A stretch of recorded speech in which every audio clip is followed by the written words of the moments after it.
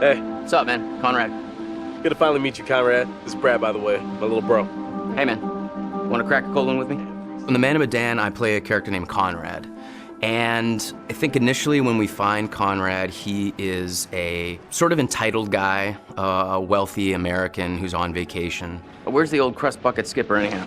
He's an adventurous guy. He lives off the cuff. He does what he wants. I'd invite you to make yourselves at home, but And I think that's kind of fun to play as an actor. He has no censor, he's no filter. So whatever circumstance he's put into, you know exactly how Conrad feels. And so it was kind of fun performance to start out being brash, kind of a silly guy, and just jump in and have fun with that. So is everybody on board and ready to go? You're selling, I'm buying.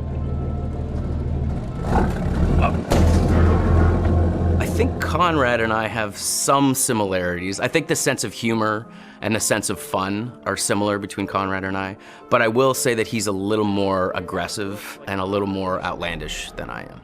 Guys, look, I think we gotta listen to our experienced, beautiful, smart, and beautiful captain here. If she says we should do things Connie, right— please, I didn't bring you on this trip to get laid. Wait, what? I think Conrad's the kind of guy that I would like to be at a party with. You know, I'd like to have a barbecue and drink some beers with him. I don't know that Conrad and I would be best friends. I think we'd butt heads a little bit. Right on, Bradical. I like the cut of your ship. It's jib.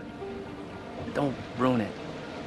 I think the scenes that I've had the most fun with so far are basically when Conrad is going absolutely crazy. I don't want to give too much away, but there's a scene where these sort of fishermen interact with our divers, with our core crew here, and he's just a bit of an asshole. Hey, we got damage here, you see this? We can take care of this, man. It's not a problem. I mean, what do you think, like $10 cover it? Oh, whoops, my bad. Let's make it 20. Okay. Hold on, I got this. Well, shoot, you think it's more like 30? I can do 30. All right. You drive a hard bargain, but I'm with you. Here, you know what? Let's just throw in the whole pot. That's yours. You go ahead. Let's go. No! He's just got an attitude. He's brash. These people are messing with his group, and he just kind of lets loose and talks trash to them. And as a guy who would never do that in real life, it's a lot of fun to just kind of let Conrad flow, say whatever he wants. You are an idiot. They left, didn't they? That doesn't make you any less of an idiot. You know, the only thing funnier than seeing you try to buy your way out of that situation is watching you put your money to waste. Got a smile out of you. Worth every penny. I got. One of the most interesting and one of the key moments that sticks out for me is Conrad's decision in the first act of the game, either to stay with the group or potentially just take off. Storm's 8 miles away. They came here on a boat. Maybe we can take it. Yeah, it's a speedboat. I can get out through the window. We gotta break these off first. Too loud. They'll hear it. We're gonna break them during the thunder. Good call. Don't leave us here, okay? And I think, again, this is what's interesting. Depending on how the player sculpts the story, Conrad can become a coward, essentially, and desert his friends and his family, or become a hero and stay. These fuckers need to pay. So that, to me, is very, very interesting.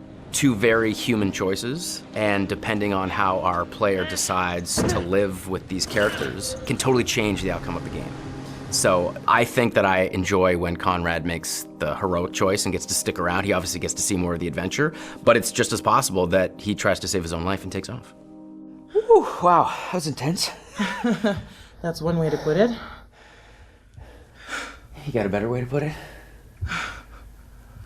All the characters do have very strong personalities and drives. Leave! I think Conrad is the instigator. Good news, bad news. Bad news?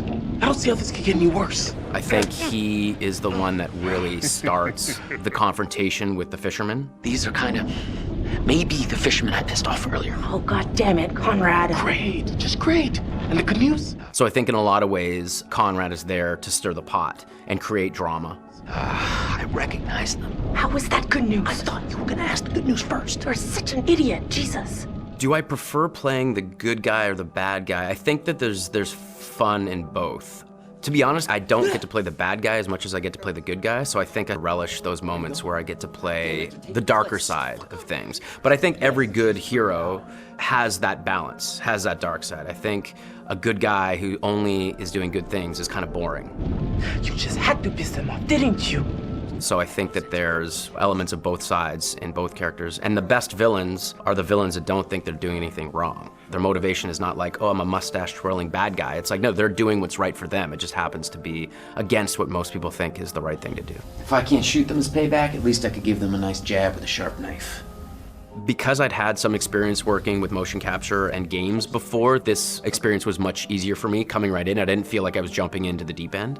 What I really like is that all the actors are constantly there all the time. There's the ability to work off each other without the pressure of specific lighting and marks. There's a freedom to that I really, really enjoy. It's been really good. It's been very kind of a free experience as far as like motion capture performance.